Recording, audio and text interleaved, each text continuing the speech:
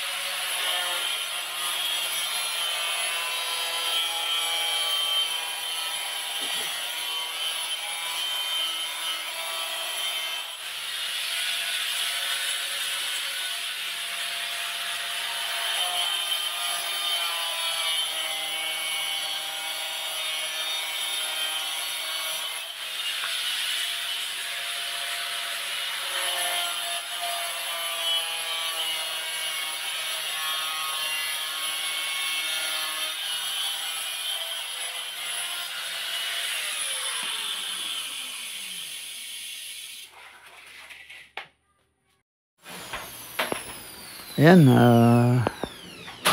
andyan na sila sa kabilang kwarto. So, konti na lang, oh. Ang bilis. So, konting ano na lang yun. Bukas, baka mailagay na ilaw. Konti na lang. Yung kanilang na ano, sa kabilang kwarto. Ayan na, at madami kasing ano, yung pagbubutas na nangyari dyan dahil kailangan na suportahan ng ano talaga yung ribit para hindi bumaksak, para matibay. So yan mga ka-BSK, at busy pa rin sa farmhouse. Yan.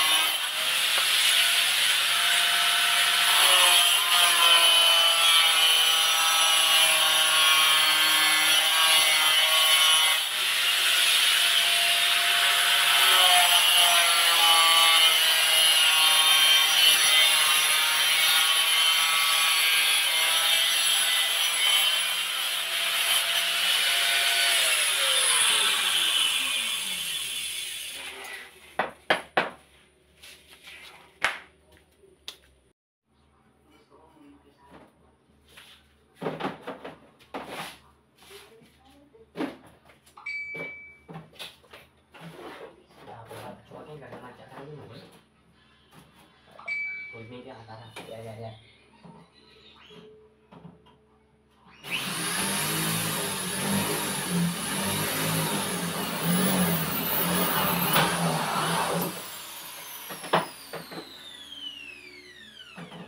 Parang lang.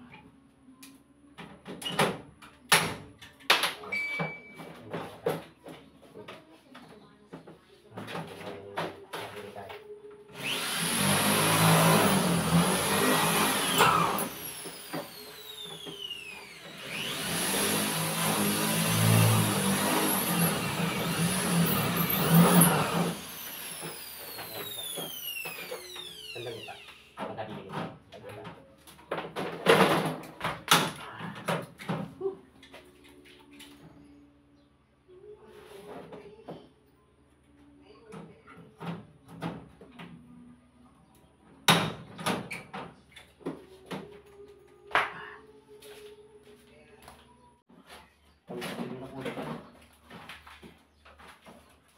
Kagagay na pare. Kagagay na ba?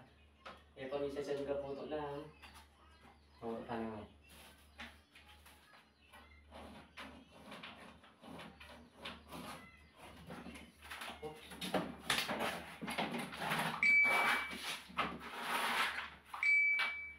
Sana. Wala mo.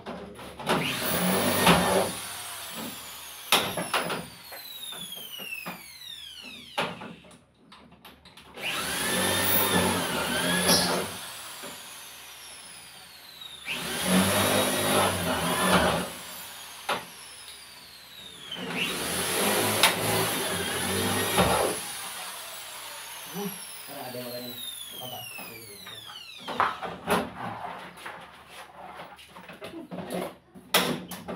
Saan?